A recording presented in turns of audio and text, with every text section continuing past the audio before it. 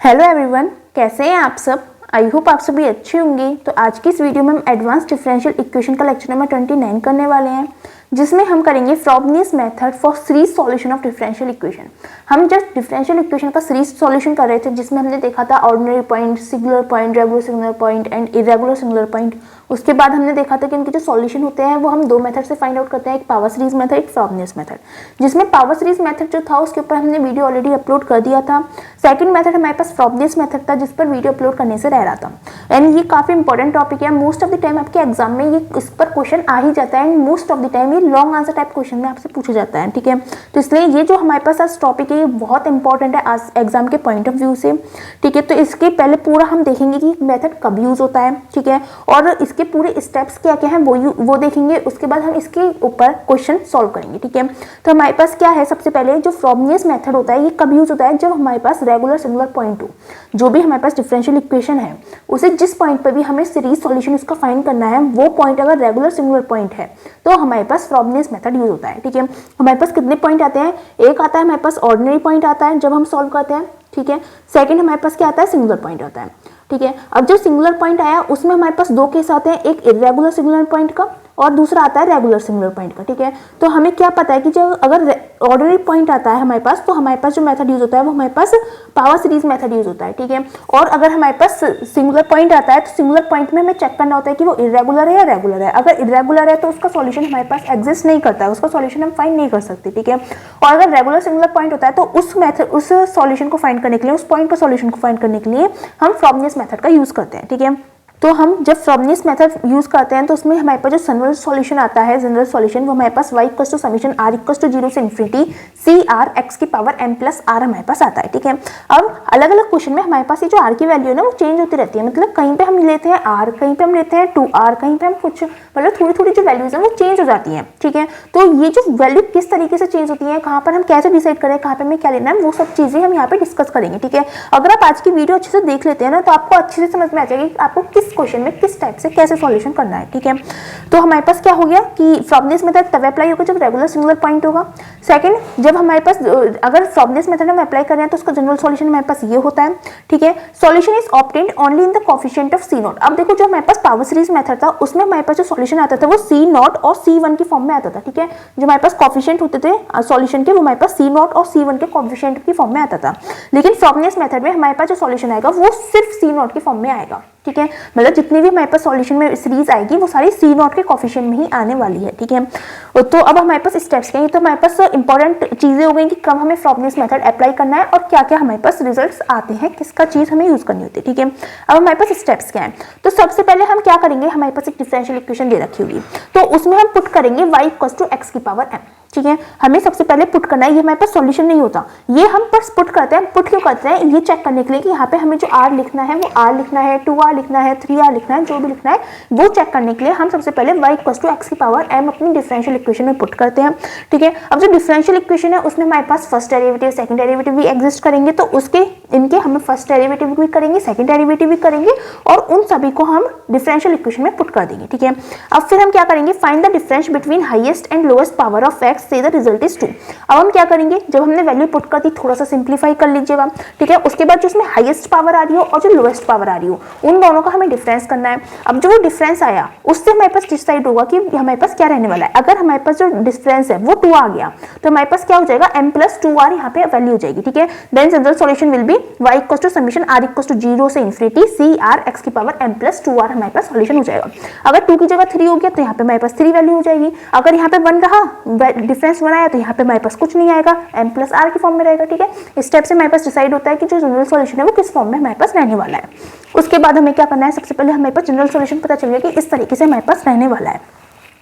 Now find first and second order derivative of equation 1। अब हम क्या लिखेंगे, सबसे पहले हमारे पास जनरल सॉल्यूशन आ गया कि वो इस फॉर्म में रहेगा, तो हम इसे इक्वेशन नंबर 1 कंसीडर कर लेंगे, इसका फर्स्ट डेरिवेटिव फाइंड करेंगे, इसका सेकंड डेरिवेटिव फाइंड करेंगे और इन सभी वैल्यूज का हम उठा के किसमें पुट कर देंगे, अपने गिवन डिफरेंशियल इक्वेशन में पुट कर देंगे। ठीक है, and put it into the given differential equation and solve it, और थोड़ा सा सॉल्व करने की कोशिश करेंगे। ठीक है, पूरा सॉल्व नहीं होगा इतने में। ठीक है, जितना ज्यादा से ज्यादा आप सॉल्व कर सके हैं, कॉमन आउट ले सकते हैं, वो हम सॉल्व करेंगे। ठीक है, उसके बाद हमें क्या करना है, अब अब ये जो हमारे पास स्टेप है ना, ये आपसे कभी कभी डेफिनेशन में भी पूछ लेता है। 2 मार्क्स के जो क्वेश्चन आते हैं वेरी शॉर्ट, उसमें लास्ट में पूछा गया था डिफाइन इंडिविजुअल इक्वेशन, तो वही चीज है।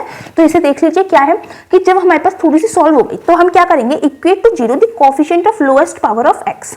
जो हमारे पास एक्स की सबसे लोएस्ट पावर बन रही होगी उसके कोफिशिएंट को हम इक्वल्स टू जीरो पुट करेंगे, ठीक है। जो भी सबसे लोएस्ट बन रही होगी, और चेक कैसे करेंगे, जो भी हमारे पास वैल्यू आ रही है उसमें हम आर की जगह पर जीरो पुट कर देंगे, ठीक है। तो जैसे कि यहाँ पे हम आर की जगह पर जीरो पुट करेंगे तो यहाँ पे एम बनेगा, ठीक है। ऐसे ही हमारे पास जब डिफरेंशियल इक्वेशन करेंगे तो यहाँ पे हमारे पास टर्म और कम हो जाएंगे क्योंकि हम डिफरेंशिएशन कर रहे होंगे, ठीक है। तो हमारे पास जो भी सबसे लोएस्ट पावर है उसकी जो कोफिशिएंट है उसे हम जीरो के इक्वल पुट कर देंगे। जब उसे जीरो के इक्वल पुट करेंगे तो वहां से हमारे पास क्वाड्रेटिक इक्वेशन बनेगी, ठीक है। आपके पास क्वाड्रेटिक इक्वेशन ही बनेगी। अगर क्वाड्रेटिक इक्वेशन नहीं बन रही है तो आप कहीं पे कुछ मिस्टेक कर रहे हैं, ठीक है। इस टाइप से बन सकती है, देखिए इस टाइप से भी बन सकती है, जैसे कि होल स्क्वायर में बन जाए m+2 का होल स्क्वायर, या फिर इस टाइप से बन सकती है m+2 और m+3, ठीक है। मतलब मैं एग्जांपल के तौर पे बता रही हूँ, थोड़ी सी वैसे डिफरेंट बनेगी, ठीक है। तो हम मान लेते हैं इस टाइप से बनेगी, तो ये भी हमारे पास क्वाड्रेटिक इक्वेशन है, सॉल्व कर सकते हैं, ठीक है।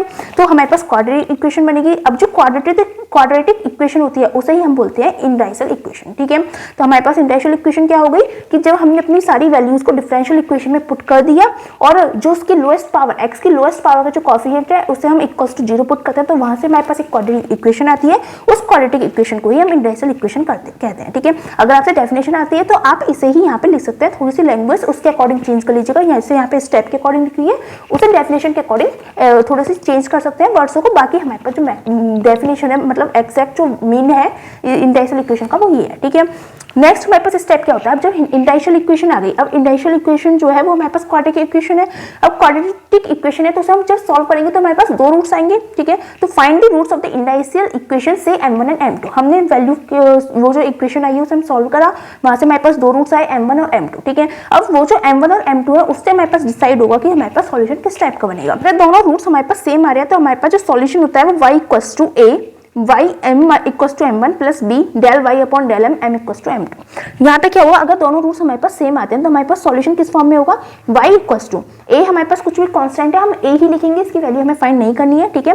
a इंटू अब जो हमारे पास वैल्यू है, जैसे कि हमने m1 और m2 निकाले हैं, अब पहले हमें क्या करना है, जो हमारे पास इक्वेशन है उसे हम सॉल्व करेंगे, ठीक है। वहां पे हम क्या करेंगे, यहाँ पे हमारी जो इक्वेशन है उसमें हम अपनी वैल्यू पुट कर देंगे। वहां पे हम क्या करेंगे, जहाँ पे भी हमारे पास m आ रहा है उसमें m इक्वल्स टू 1 पुट करेंगे, ठीक है। m equals to m1 put करेंगे, जो भी हमारे पास m1 पहला रूट आया है, ठीक है। और वो जो हमारे पास सीरीज आ रही है वो हमारे पास यहाँ पे हो जाएगी, ठीक है। प्लस फिर हमारे पास b कोफिशिएंट रहेगा, और सेकंड वाली में क्या करेंगे, जो हमारे पास y सॉल्यूशन आया है, जो हमारे पास सीरीज आई है उसका फर्स्ट टाइम डिफरेंशिएशन करेंगे, और जहाँ पे भी m है वहाँ पे m2 पुट करेंगे, ठीक है। और वो हमारे पास सीरीज आ जाएगी तो b प्लस वो सीरीज हो जाएगी, और यही हमारे पास सॉल्यूशन हो जाता है अगर दोनों रूट्स इक्वल हो, ठीक है। अगर हमारे पास रूट्स इक्वल नहीं होते हैं तो थोड़ा सा इजी मेथड हो जाता है, क्योंकि यहाँ पे हमें डिफरेंशिएशन करना पड़ा था, इसमें हमें डिफरेंशिएशन नहीं करना।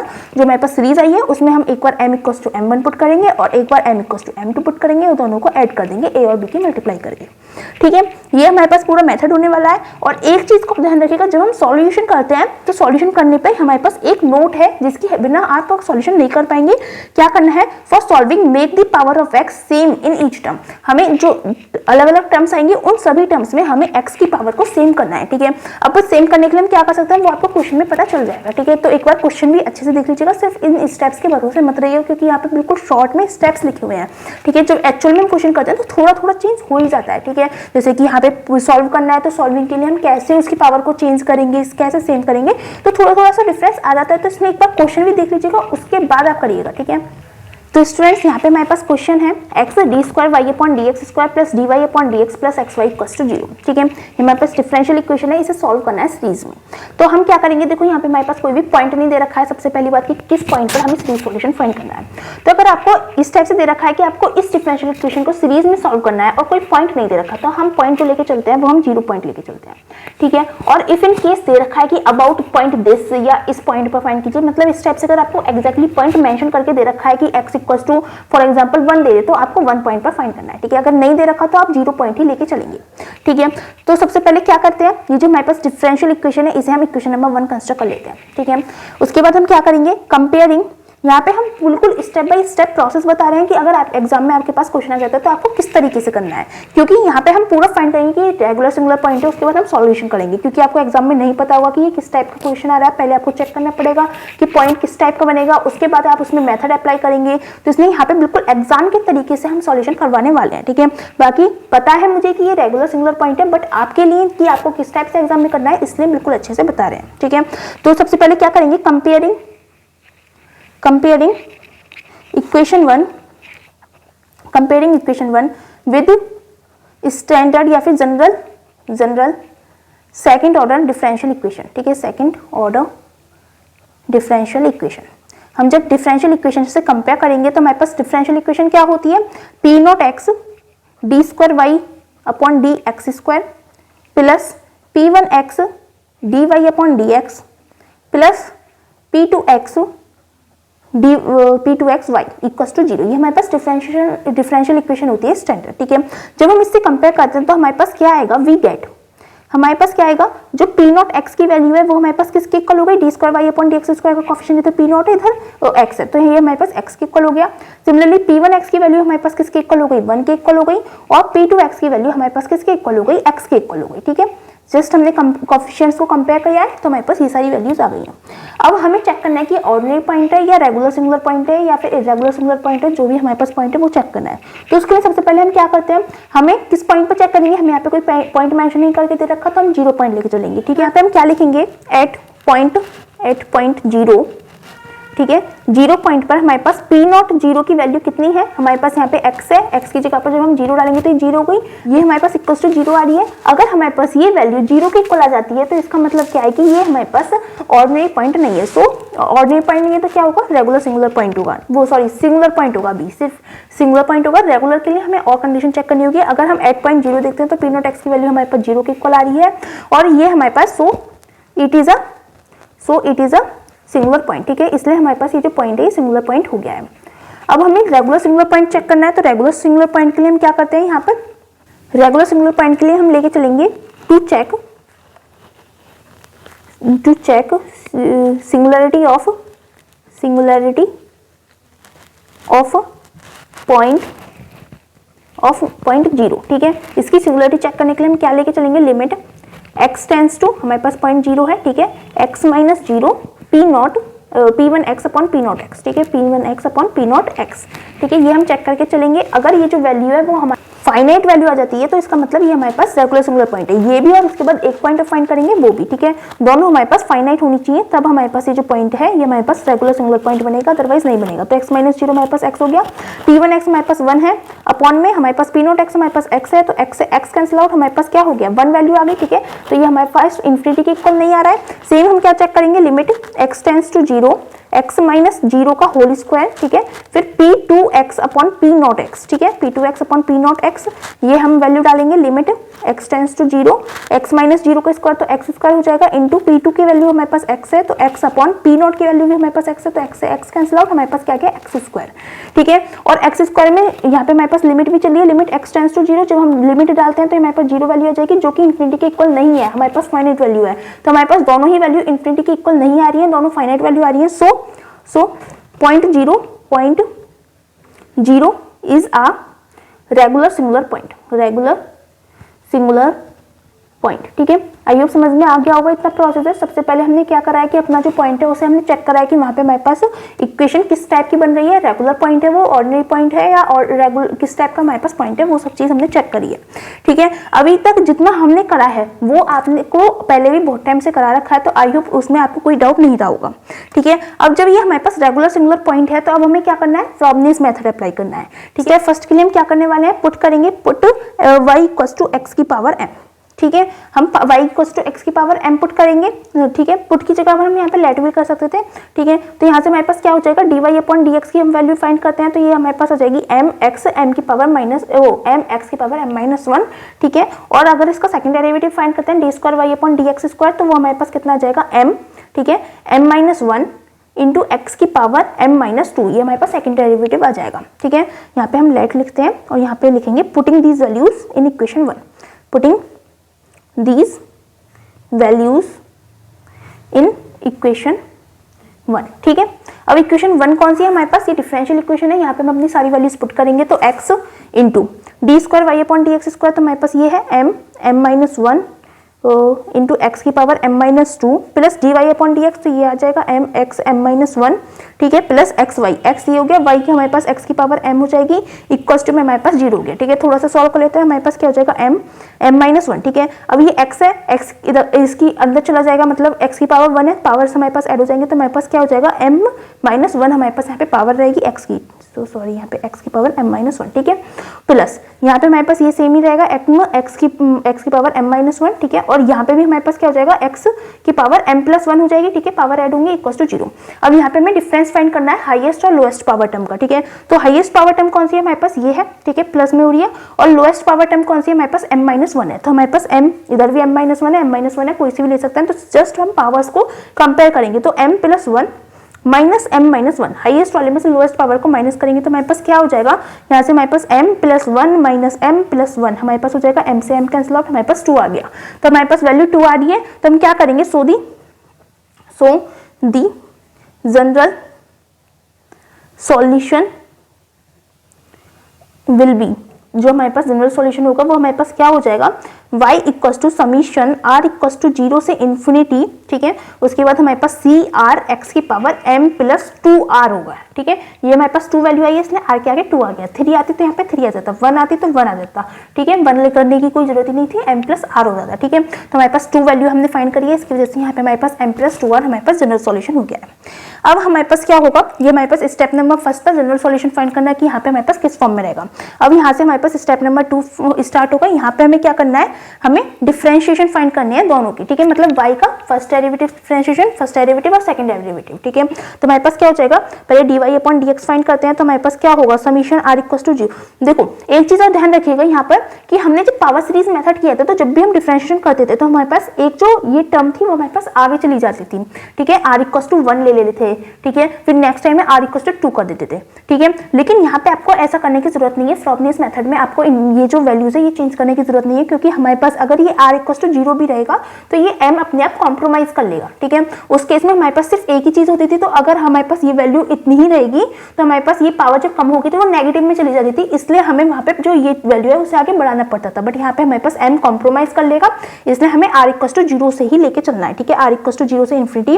ये हमारे पास क्या हो जाएगा, सी आर हमारे पास कांस्टेंट है, ये हमारे पास m प्लस 2r आगे आ जाएगा, x की पावर हो जाएगी m प्लस 2r माइनस 1, ठीक है। ये हमारे पास फर्स्ट डेरिवेटिव हो गया, सेकंड डेरिवेटिव की वैल्यू निकालते हैं, तो D square Y upon D X square equals to summation r equals to 0 से इन्फिनिटी, ठीक है, यहाँ पे भी हमारे पास 0 से ही चलेगा, सी आर हमारे पास कांस्टेंट, m प्लस 2r हमारे पास कांस्टेंट, ठीक है, और यहाँ से हमारे पास m प्लस 2r माइनस 1 आ गया जाएगा, और x की पावर एक और कम हो जाएगी, that is m plus 2r minus 2 हो जाएगी, ठीक है। ये हमारे पास फर्स्ट डेरिवेटिव आ गए, सेकंड डेरिवेटिव आ गए, ठीक है, और ये वैल्यू हमारे पास आएगी। अब इन तीनों वैल्यू को हम क्या करेंगे, उठा के अपनी इक्वेशन नंबर 1 दैट इज जो हमारे पास डिफरेंशियल इक्वेशन है उसमें हम पुट कर देंगे, ठीक है। तो हम पुट कर देते हैं, क्या हो जाएगा, यहाँ से हमारे पास डिफरेंशियल इक्वेशन है x into D square Y upon D X square, तो x की multiply summation r equals to 0 से infinity C R m plus 2r, ठीक है, फिर m plus 2r minus 1 x m plus 2r minus 2, ठीक है।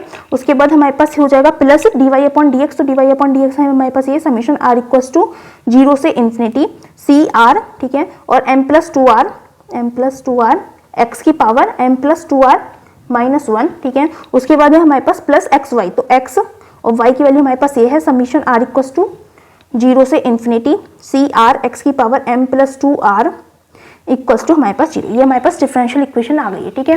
तो स्टूडेंट्स हमारे पास इतना आ गया था। अब हम क्या करेंगे, पहले जो हमारे पास बाहर x की मल्टीप्लाई हो रही है इसे हम अंदर ले जाएंगे, इधर भी अंदर ले जाएंगे और इधर भी अंदर ले जाएंगे, ठीक है। तो हमारे पास नेक्स्ट लाइन क्या हो जाएगी, समीशन r इक्वल्स टू 0 से इन्फिनिटी, ठीक है। यहाँ पे हमारे पास क्या हो जाएगा, C R m plus 2r m plus 2r minus 1, ठीक है। और जब x की पावर अंदर ले जाएंगे तो एक पावर ऐड होगी, प्लस 1 होगा, तो माइनस 2 प्लस 1 माइनस 1 बचेगा, तो m प्लस 2r माइनस 1 हो गया प्लस, ठीक है। अब देखो यहाँ पे हमारे पास x नहीं है, ठीक है, तो यहाँ पे हमारे पास फिर क्या हो जाएगा, ये हमारे पास बिल्कुल सेम यही रहने वाली है, समीशन r इक्वल्स टू 0 से infinity C R m plus 2r x की power m plus 2r minus 1, ठीक है। फिर नेक्स्ट प्लस x अंदर जाएगा तो हमारे पास पावर 1 हो जाएगी, ऐड हो जाएगी, ठीक है। तो हमारे पास क्या हो जाएगा, समीशन r इक्वल टू 0 से इन्फिनिटी सी आर एक्स की power m plus 2r plus 1, ठीक है। इतनी हमारे पास हो गई इक्वल टू 0। इतने में कोई डाउट नहीं है, जस्ट हमने x की पावर अंदर ले गए, और पावर जब अंदर लेके गए हैं तो x के साथ कंबाइन करिए तो पावर हमारे पास ऐड हो जाती है, तो ऐड होकर हमारे पास ये वैल्यूज आ गई है, ठीक है। अब देखो ये दोनों पावर्स तो हमारे पास सेम है, तो इन दोनों को हम एक साथ कंबाइन कर सकते हैं। तो हमारे पास जब कंबाइन होगा तो क्या हो जाएगा, समीशन r इक्वल टू 0 से इन्फिनिटी, तो हमारे पास सेम रहेगा, ठीक है। हम यहाँ से क्या कर सकते हैं, सी आर को कॉमन आउट ले सकते हैं, ठीक है, दोनों में सेम आ रहा है। और क्या कॉमन आउट ले सकते हैं, x की पावर, ये x की पावर है, ठीक है। x की पावर m प्लस 2r भी बाहर आ जाएगा, 2r माइनस 1, और m प्लस 2r आ रहा है दोनों में, तो m प्लस 2r को भी हम ले सकते हैं, m प्लस 2r, ठीक है। और क्या बचेगा हमारे पास, यहाँ पे बचेगा m प्लस 2r माइनस 1, और यहाँ पे क्या बचेगा, प्लस 1 बचेगा, ठीक है। सब कुछ हमने बाहर कॉमन आउट ले लिया तो इधर सिर्फ 1 बचा है, ठीक है। ये हमारे पास ये पूरी वैल्यू को कॉमन आउट लेकर आ गया है, ठीक है।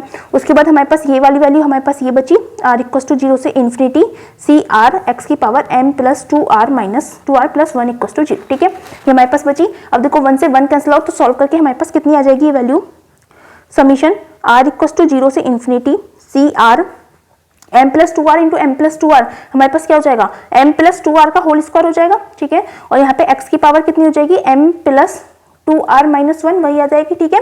यहाँ पे हमारे पास क्या हो जाएगा, समीशन r इक्वल टू 0 से इन्फिनिटी सी आर एक्स की power m plus 2r plus 1 equal to 0, ठीक है। अब हम जितना सॉल्व कर सकते थे उतना हमने सॉल्व कर लिया, यहाँ पे अब हम सॉल्व नहीं कर सकते। तो जब हमारे पास बिल्कुल मैक्सिमम वाली कंडीशन आ जाएगी, यहाँ पे इसके आगे सॉल्व नहीं हो सकता है, तो हम हमें क्या करना है, यहाँ पे जो भी हमारे पास लोएस्ट पावर बैठे, ठीक है, जो भी हमारे पास सबसे छोटी पावर कौन सी है, ये पावर है, ठीक है। तो इसमें हमें सबसे लोएस्ट पावर को इक्वेट टू 0 करना है, ठीक है। सबसे लोएस्ट पावर देखो माइनस में आ रही है, 2m plus 2r m plus 2r, ठीक है, -1 और +1, तो मतलब लोएस्ट वाली माइनस वाली बैठेगी, ठीक है। इसमें हमें लोएस्ट पावर को इक्वल टू 0 करना है, तो इक्वेटिंग टू 0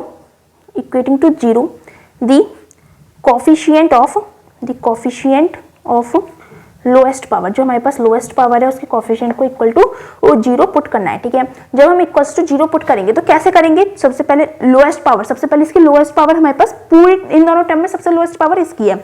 अब इसकी भी हमें लोएस्ट पावर चाहिए, तो हम क्या करेंगे, r इक्वल टू 0 पुट कर देंगे इस पूरी इक्वेशन में। तो हमारे पास क्या हो जाएगा, r इक्वल टू 0, हमारे पास यहाँ पे c 0 हो जाएगा, ठीक है। फिर m प्लस 2 इंटू 0 हो जाएगा, इसका स्क्वायर इंटू इसका, तो हमें कोफिशिएंट निकालना ही है, ठीक है। तो ये तो हम लेंगे नहीं, इक्वल टू 0 हम पुट कर देंगे, ठीक है। क्या करा हमें लोएस्ट पावर 0 पुट करने के लिए, कि जो हमारे पास टर्म में, जो हमारे पास दोनों टर्म में सबसे लोएस्ट पावर थी उसमें भी हमने r इक्वल टू 0 पुट कर दिया, ठीक है। तो हमारे पास क्या बची, ये टर्म हमारे पास सॉल्व होकर इतनी आ गई है, इसे हम सॉल्व करते हैं तो c not m square equal to 0 हो जाएगा, ठीक है। यहाँ से हमारे पास क्या होता है कि यहाँ इस कंडीशन में हमारे पास c नॉट कभी भी इक्वल टू 0 नहीं हो सकता है, सो दिस इंप्लाइज, सिंस यहाँ पे लिखते हैं since c not is not equal to 0, तो this implies m square equal to 0, और इससे हमारे पास क्या आ गया कि m इक्वल टू 0,0, जो तो हमारे पास दोनों रूट्स हैं वो इक्वल आ रहे हैं। तो इसका मतलब हमारे पास जो फर्स्ट केस था, हमने 2 केस पढ़ाए थे, वो उसमें जो फर्स्ट केस था m1 इक्वल टू m2, वो हम यहाँ पे सॉल्व लगाने वाले हैं। इस तरीके से हमारे पास सॉल्यूशन आने वाला है, ठीक है। अगर हमारे पास दोनों इक्वल नहीं होते तो हमारे पास इस टाइप से सॉल्यूशन बनता है, ठीक है। तो चलिए अब हमारे पास ये पता चल गया हमें कौन सा मेथड यूज करना है, तब हम आगे का सॉल्व करेंगे। अब देखो आगे का सॉल्व करने के लिए अब हमारे पास ये तो पता चल गया इक्वल रूट्स हैं, लेकिन आगे का सॉल्व तो हम यहीं से करेंगे। यहाँ पे अब हमारे पास और कुछ तो सॉल्व हो नहीं रहा, जितना मैक्सिमम सॉल्व कर सकते थे उतना सॉल्व कर दिया। तो हमने लास्ट में एक नोट दिखाया था कि जब हमें और सॉल्व करना हो, देखो यहाँ पे आई होप आपको दिख जाएगा, एक second, for solving make the power of x same in each term, हमें हर एक टर्म में जो x की पावर है उसे हमें सेम बनाना है, ठीक है, तब हमारे पास सॉल्व होगा।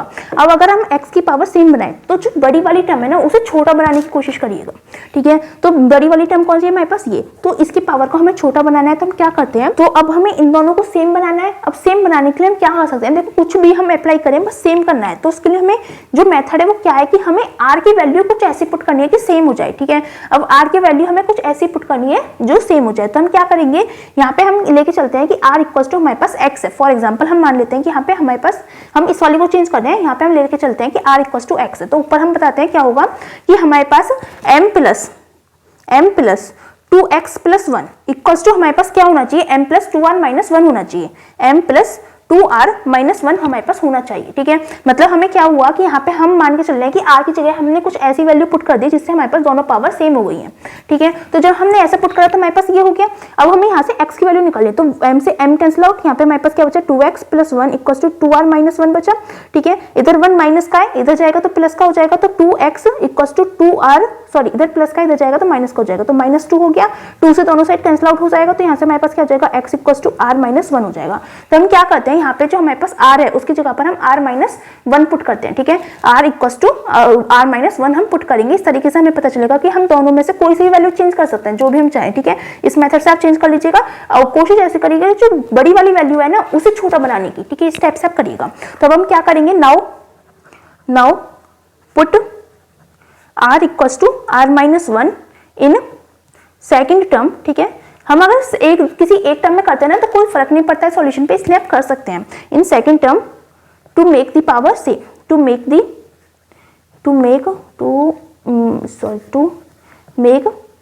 Power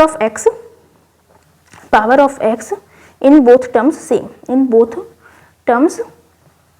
same. ठीक है, दोनों टर्म में x की पावर सेम करने के लिए हम r की जगह पर r-1 पुट कर रहे हैं। तो हमारे पास क्या हो जाएगा, सेकंड टर्म में पुट कर रहे हैं तो फर्स्ट टर्म तो हमारे पास सेम रहेगी, r = 0 से ∞ CR m + 2r का होल स्क्वायर x की पावर m + 2r-1।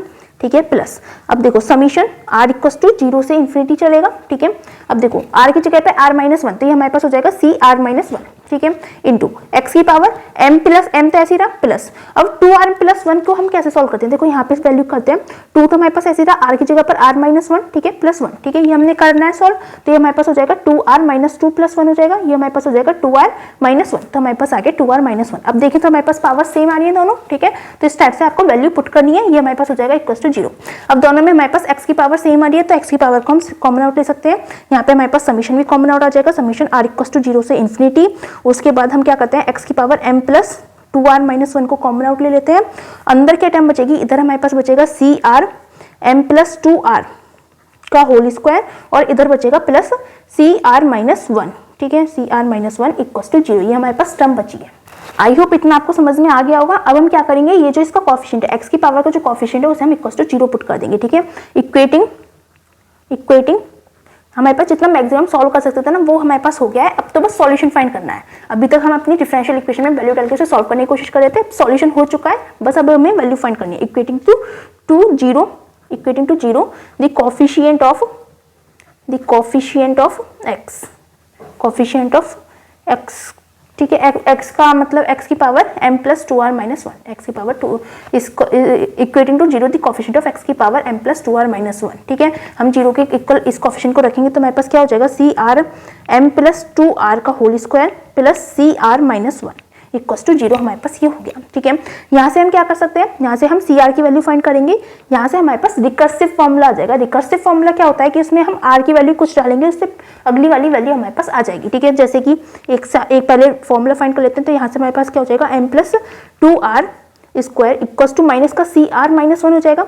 यहाँ से हमारे पास CR की वैल्यू कितनी आ जाएगी, -CR-1 अपॉन m + 2r का होल स्क्वायर आ गया।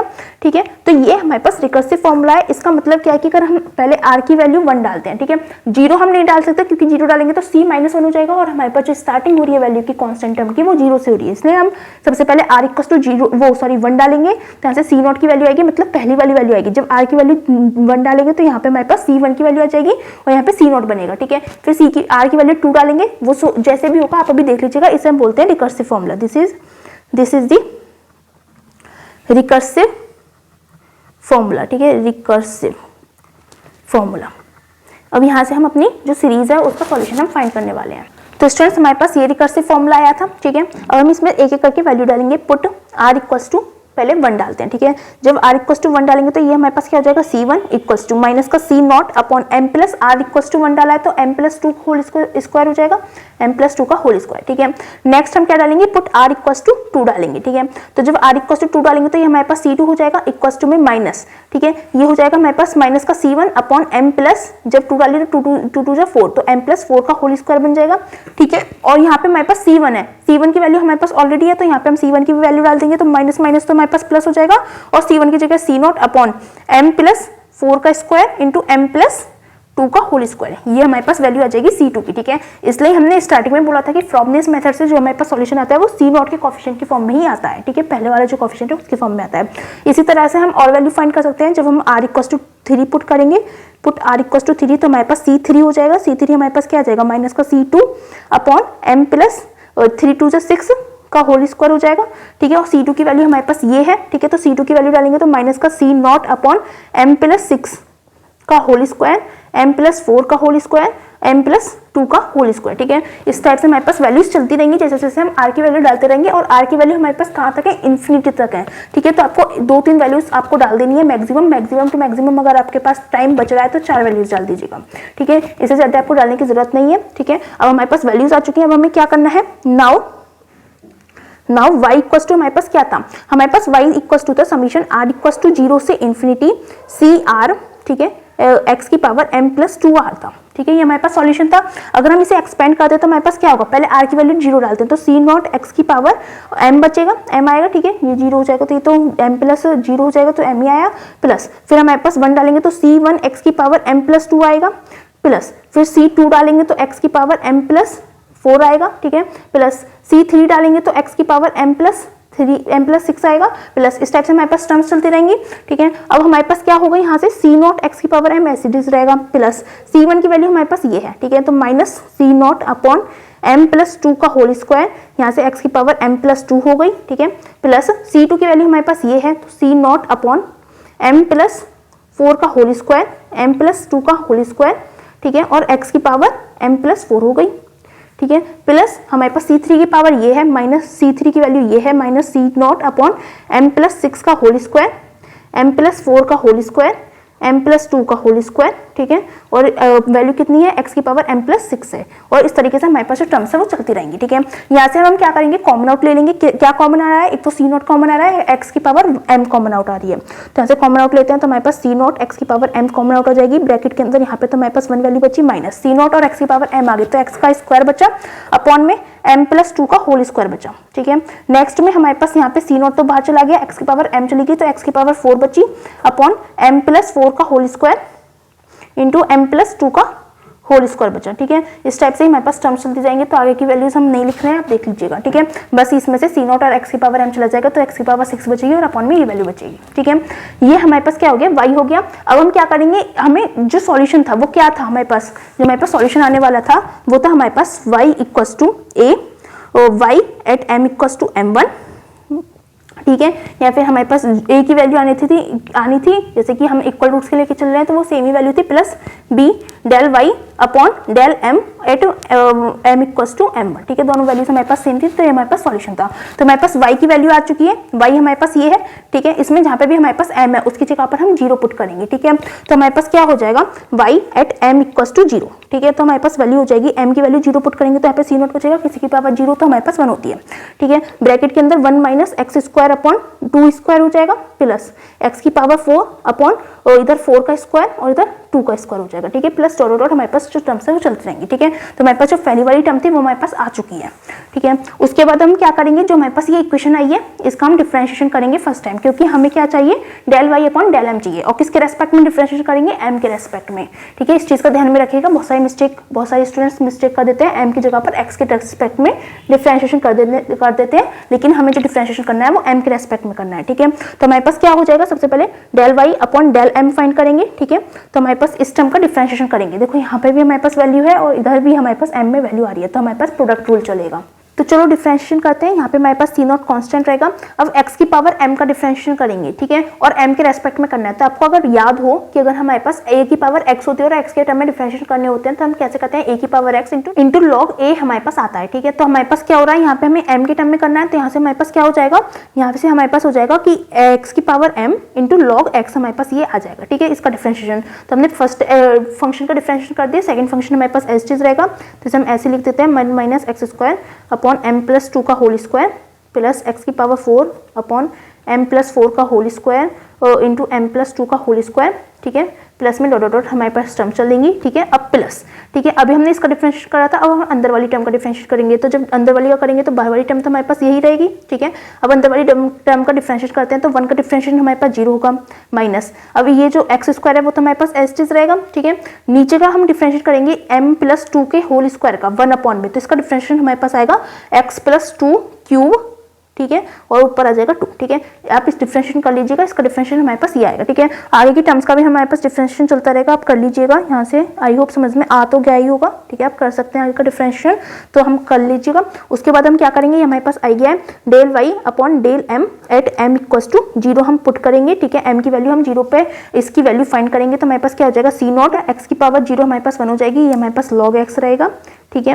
ब्रैकेट के अंदर 1 माइनस एक्स स्क्वायर और 0 प्लस 2 तो 2 स्क्वायर हो जाएगा, प्लस एक्स की power 4 upon 4 square into 2 square plus dot dot dot हमारे पास टर्म चलेंगी।